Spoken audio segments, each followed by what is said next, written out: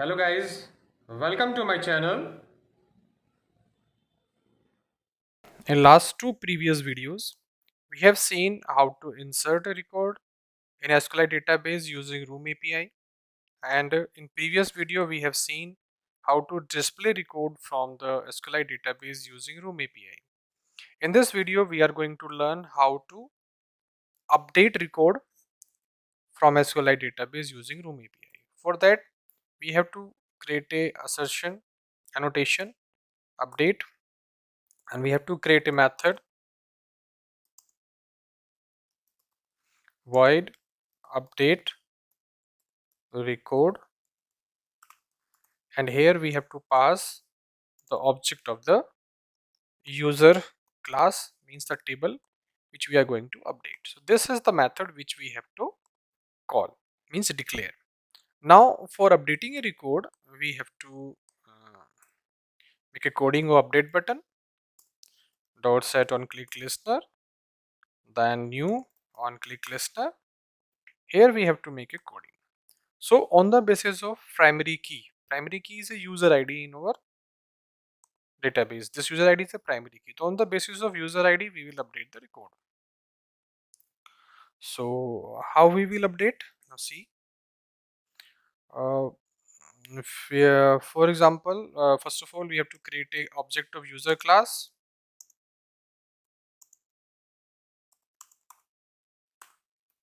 Okay.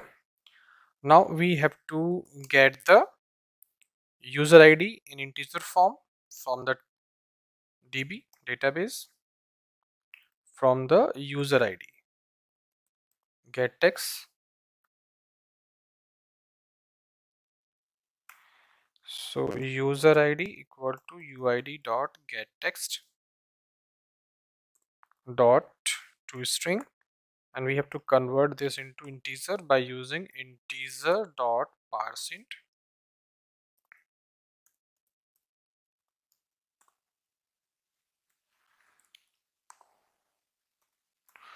This is the ID.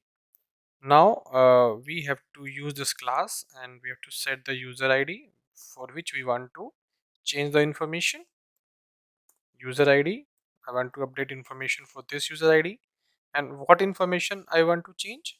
I want to change the name and the password. So set name. So name should be the name dot get text dot to string. So name we will read from the text box. Or if we want to change the password also, so we can also change password. If we want to change password also, so pwd dot get text dot to string. So whatever you want to change. If you want to change only name, then just write here name. Don't use set password.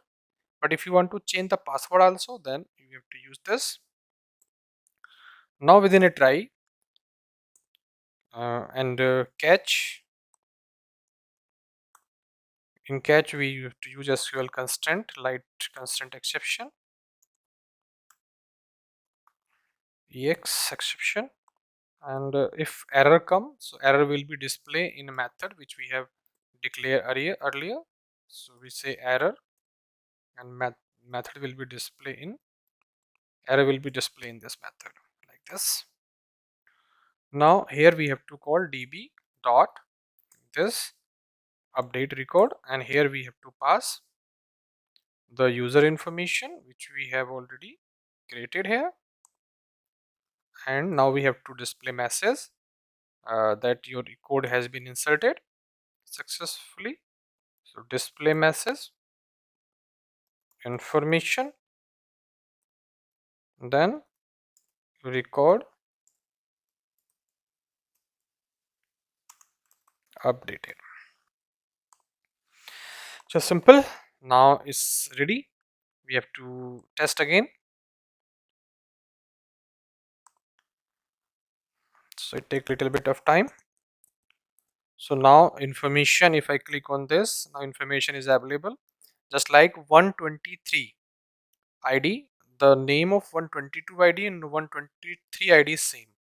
You see Dr. Sachin Kumar, Dr. Sachin Kumar. So we are going to change the name of this ID.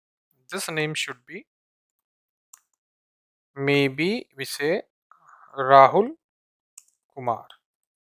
And password, if we want to change, we can put password also. Okay, now click on update button. So I click on update button, record updated, and if I should display, you see the name of this Dr. Sachin was 2 times earlier, but it has been updated to Rahul Kumar. Now password is also changed. So by this simple technique, you can use Room API, and you see that we are not using any query here. We are not using any update or insert or delete query. We just using a method, and automatically Room API is using the update SQL commands under this function. We are declaring methods only. We are not making a coding of these methods. So automatically just is happening. This is the advantage of Room API. Doesn't need to learn SQL query or SQL statement. So we have seen this, and in next lecture we will see how to delete the record from this.